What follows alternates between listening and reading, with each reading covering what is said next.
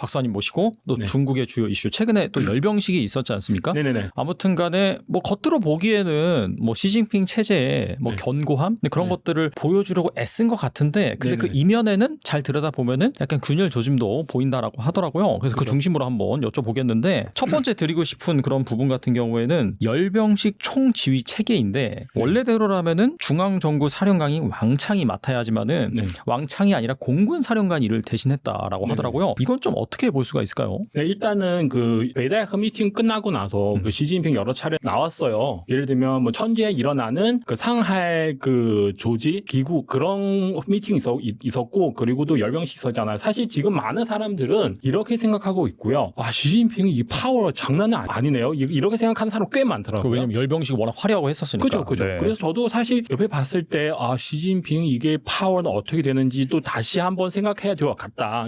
저도 그렇게 생각하고 있거든요. 근데 또 중간에 시진핑 파워 약하게 되는 그 시그널도 계속 나타나고 있고요. 금방 말씀하셨던 그 열병식 있잖아요. 네. 이 총지휘관 그 역할을 그 일반적으로 그 중앙 전국, 또 중부 전국이라고 하는데 그 사령관, 지금 왕창이라고 하는 사람 해야 되는데, 해야 돼요. 네. 근데 그 사람 하지 않고요. 누구 하냐면 그 중앙 전국 밑에서 해군, 그러니까 공군도 있어요. 그 공군 사령관 한성옌이라고 하는 사람을 했어요. 이게 아무리 봐도 너무 이상한 거고요. 왜냐하면 시진핑 어디에 가면 어떤 활동 참석하면 누구 따라가는지 그게 엄청 중요한 일이죠. 시진핑 떠나서 일반 사람도 그러잖아요. 제가 어떤 회사 갔는데 그 회사 사장 나와서 저를 뭐 이랑 얘기를 하고 저 데리고도 회사를 구경하는 거이랑 아니면 제가 회사 가는데 회사 밑에 직원 한 분 나와가지고 저랑 얘기하는 거 워낙 그 차이는 완전 다르죠. 차이 나죠. 네. 근데 시진핑은 이번에 그 열병 해야 됐잖아요. 중앙 전구 사령관 나와야 되는데 근데 안 나왔어요.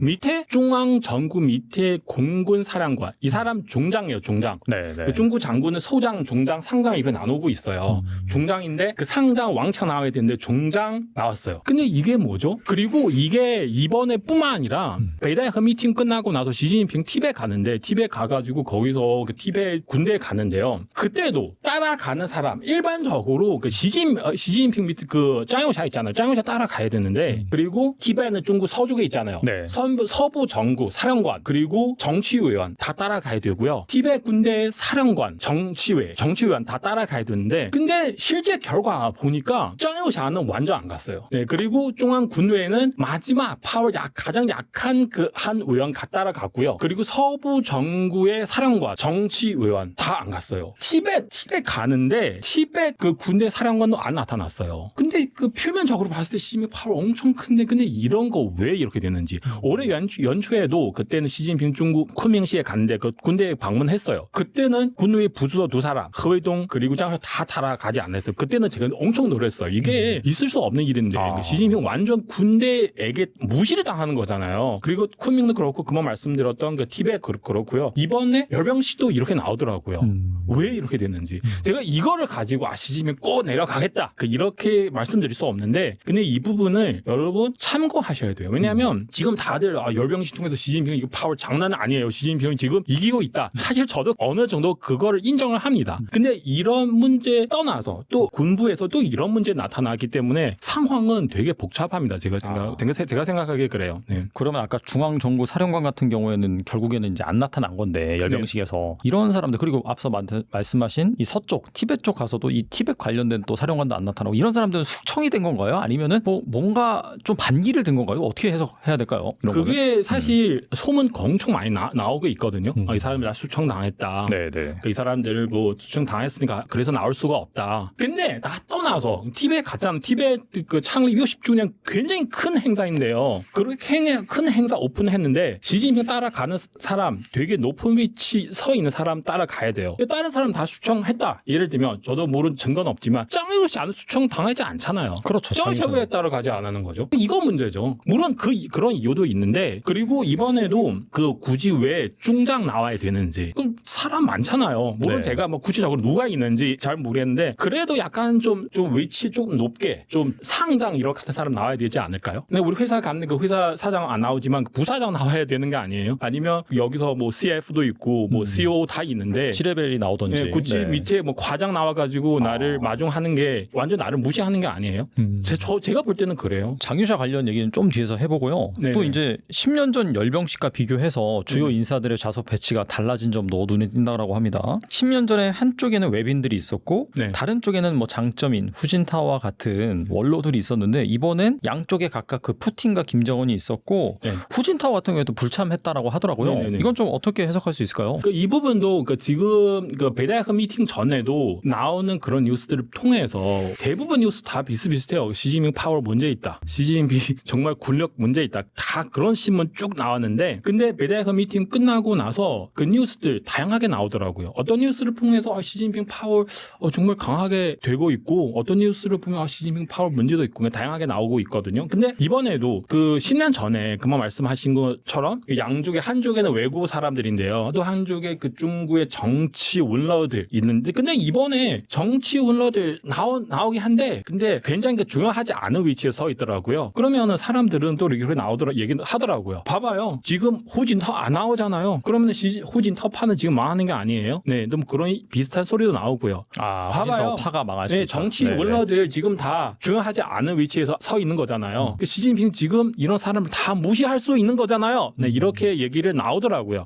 근데 이런 얘기를 제가 부정할 수가 없어요. 이런 정말 상황은 그런 거잖아요. 네, 왜 이렇게 되는 거죠? 네, 근데 제가 여기서 강조를 하고 싶은 게 시진핑이 이렇게 행동을 하면 정말 중국 공산당 내부 사람들, 특히 고위층 사람들은 굉장히 싫어하고 나중에 또 분명히 또 더욱 강한 반격할 수 있을 것 같아요. 어차피 그러니까 이 나라는 정치구 상무위원들은 아니면 퇴직한 상무위원들, 그러니까 정치 원로들은 이게 뭐 완전 무시하는 거잖아요. 그죠? 그러니까 이렇게 해버리면 제가 볼 때는 시진핑에게도 안 좋은 거고요. 나중에 어떤 결과가 나올 수 있는지 우리 계속 지켜봅시다. 지금 시진핑 이번 열병식 통해서 막 이런 거 저런 거 다 크게 많이 했는데 근데 제가 볼 때는 나중에 분명히 그 안 좋은 결과가 나올 수밖에 없습니다. 그리고 이 중국 열병식에서 각종 신형 무기들이 등장했습니다. 네. 괌킬러라고 불리는 미사일을 포함해서 전 지구를 사정권으로 하는 핵 탑재 미사일 둥펑을 공개를 했는데 네. 이거 얼마나 좀 위협적일까요? 어떻게 보세요?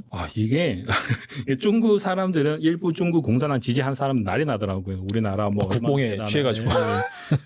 근데 여러분 한 가지 물어볼게요. 네. 중구산 제품은 두 가지는 있어요. 한 가지는 검증 받아야 되는 제품도 있고 네. 검증 받을 필요 없는 제품도 있어요. 바로 이런 무기들 검증할 필요 없잖아요. 그렇죠. 뭐 검증한다는 것 자체는 쏴야 되는데 어쩌죠? 그죠? 네. 근데 검증 받을 필요하는 상품들 여러분 어떻게 생각하세요? 중구산 안 좋다, 퀄리티 떨어지다 그렇게 생각하고 있잖아요. 그렇죠. 근데 약간 그런 환경 규제 문제도 있고. 소비자에게 판매하는 제품, 검증을 받아야 되는 제품조차도 제대로 만들 수 없는데 그럼 이런 거를 가지고 우리는 지금 뭐 대단하다. 우리는 뭐 어떻게 사람들 믿을 수가 있겠어요? 네. 이거 저도 만약에 검증 필요 없으면 저도 뭐 큰 소리 할 수 있죠. 저는 뭐 20개 나라 언어를 할 수 있다. 나는 IQ는 180 넘었다. 검증 받을 필요 없으면 저도 그렇게 큰 소리 할 수 있죠. 근데 중국 군대는 이 무기들은 그러니까 시진핑 왜 군대를 이렇게 수청하는 이유 중에 하나 제가 볼 때 그래요. 대만을 지금 통일하려고 하는데 근데 일단은 대만 통일하려면 무기들, 장비들 검사를 해야 되잖아요. 어떻게 문제 있는지. 검사를 해봤더니 그 문제가 엄청 많거든요. 뉴스 나오잖아요. 그 미사일 안에서 열려 있는데 그 다 물이에요. 맞아요. 네. 그래서 물론 이런 거들은 뭐 동영상 통해서 나올 수 있죠. 근데 제가 볼 때는 그 중에서 부패 문제도 엄청 많아가지고 과연 그게 좋게 만들 수가 있는지. 다들 그 중국 축구 있잖아. 중국 축구 남자 축구팀 있잖아. 중국 남자 축구팀 진짜 못한다. 그래서 중국 사람들은 막 화나고 뭐 열받고 하는데 일부 사람들은 지금 나와서 얘기를 하더라고요. 네. 중국 축구팀 그래도 그나마 잘하는 거. 왜냐하면 계속 생방송해야 되잖아요. 네. 계속 검증 받아야 되잖아요. 만약에 중국 무기들 때마다 나가서 다른 나라랑 이쪽은 좀 싸우거나 아니면 검증 받으면 어떻게 나올 수 있는지 다들 뭐 일부 사람들은 그렇게 얘기하더라고요. 아마도 중국 축구 남자 축구보다 못한 것 같은데 근데 지금 우크라이나랑 그리고 러시아 싸우는 것도 보셨잖아요. 그 전에는 저도 포함해서 우크라이나는 한 달 정도 버틸 수 있을까요? 그 러시아 그 군사력 얼마나 그때까지 저도 그렇게 믿었어요. 러시아는 군사력 엄청 강한 나라다. 근데 결국에 보니까 별거 없잖아요. 사실. 근데 중국보다 러시아 그 무기도 더 어느 정도 군사력 더 강한 나라잖아요. 그래서 이거 제가 볼 때는 정말 전쟁이 일어나면 그때는 아마 여러분 아실 겁니다. 중국의 무기들 얼마나 형편없는지. 제가 그렇게 생각하고 있거든요. 여러분 참고하세요. 갑자기 궁금한데 중국 그 남자 축구는 왜 이렇게 못해요? 근데 네? 갑자기 중국 남자 친구 왜 이렇게 못하는 거예요? 축구. 그게 사람도 되게 많은데 그럼 잘하는 사람도 많을 것 같은데. 네. 그거까지는 저도 잘 모르겠고요. 어. 축구는 네. 별로 관심 없어서. 알겠습니다. 어쨌든 네. 그리고 이 열병식이 열리기 직전에 충칭시에서 이 시진핑 하야 이 메시지가 정확히 맞는지는 잘 모르겠지만은 이걸 촉구하는 뭐 어디에서는 포스터라고 하는데 뭐 자세히 보니까 이게 대형 프로젝트 빔을 뭐 쐈다고 네. 하더라고요. 그래서 이제 우리나라에서도 크게 보도가 되고 관심을 끌었는데 네. 이건 좀 어떻게 해석해야 될까요? 이게 정말 저도 되게 충격받았어요 그날. 갑자기 뉴스 떠더라고요. 어떤 사람은 이게 그 호텔에서 프로젝트 설치를 했어요. 되게 제대로 설치했어요. 그 다음에 이 사람은 다른 나라 가버렸어요. 다른 나라 가버려가지고 그 열병식 전에 사실 열병식 그 당일에 이렇게 하려고 하는데 그 열병식 전에 약간 좀 걱정돼서 열병식 전에 원격으로 그러니까 다른 나라에 있는데 뭐 컴퓨터나 뭐 휴대폰 뭐 통해서 이 프로젝터를 그 작동시켜 해가지고 그 프로젝트 그 건물 벽에서 그냥 글 투사해버렸어요. 예를 들면 뭐 공산당 없어야 새로운 중국 나타날 수 있다 등등 이런 공산당 입장에 봤을 때 시진핑 입장에 봤을 때 엄청 싫어하는 그런 말이 막 투사를 해버렸어요. 엄청 오랫동안. 왜냐면 경찰들을 찾아봐야 되잖아. 이게 왜 투사를 하는 그 프로젝트 어디에 있는지 거의 50분 정도 그 사람들을 많이 봤어요. 그러면 이거를 통해서 지금 우리 알 수 있는 게 첫 번째, 지금 많은 서민들은 되게 불만이 많죠. 너무 불만이 많아가지고. 그리고 두 번째 제가 꼭 강조를 하고 싶은 게 뭐냐면 지금 중국 사람들은 똑똑하게 공산당을 반대하고 있거든요. 똑똑하게요? 예, 왜냐면 이 사람은 네. 이미 설치 다 하고 나서 다른 나라 가버렸어요. 하긴 그 설치하고 거기 있어서 잡히면 큰일 나니까. 그죠? 다른 나라 가버렸고 그리고 이게 원격으로 이 장치를 제어하니까 그 사람도 아무 안전 문제 없고 또 그걸 크게 해버렸잖아요. 그래서 이번 일 통해서 많은 사람들은 우리 지금 AI도 있고 로봇 있고 트럭도 있고 되게 다양한 그 기술 있잖아요. 우리 어떻게 이런 거를 활용해가지고 우리는 안전하게 또 공산당을 크게 반격할 수 있는 방법을 어떻게 해야 되는지 사람들이 이거를 지금 생각하고 있거든요. 아마도 나중에 이런 비슷한 상황 자주 나타나야 되지 않을까요? 또 예를 들면 지금 중국에서 이런 말이 있어요. 그 화장실 혁명. 화장실 혁명이요? 그러니까 이게 화장실 깨끗하게 유지하는 게 아니고요. 네. 화장실 아니니까 중국 CCTV 엄청 많잖아요. CCTV 저기 엄청 많죠. 네. 네. 근데 화장실까지는 없어요. 화장실까지는 그게 말이 안 되잖아요. 근데 거기서 그 수성판 같은 거 글 쓰는 거죠.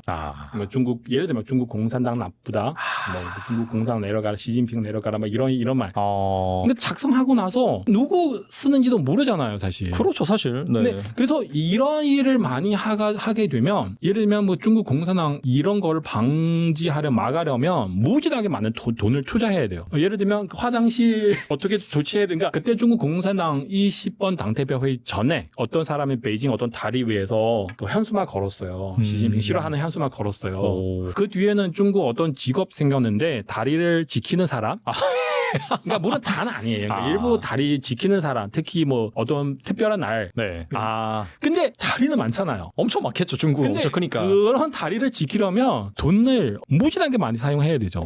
그래서 이번에도 이런 상황 나타나면 그 프로젝트 이게 또 어떻게 조치를 해야 되는데 그래서 공산당을 돈을 무지하게 많이 투자를 해야 되기 때문에 그런데 지금 공산당 문제는 뭐냐면 돈은 없어요. 재정 문제는 너무 심각하니까. 그래서 중국 사람들은 머리를 사용해서 이거를 이렇게 만들고 나서 예를 들면 이 사람이 예서 한국 돈을 100만 원 사용했어요. 근데 중국 공산당 이것을 막으려면은 아마도 무지하게 우리 상상할 수 없는 그만큼 돈을 다 여기에 투입을 해야 되는데 근데 다들 이렇게 비슷하게 행동하면 중국 공산당 감당할 수가 없어요. 재정 망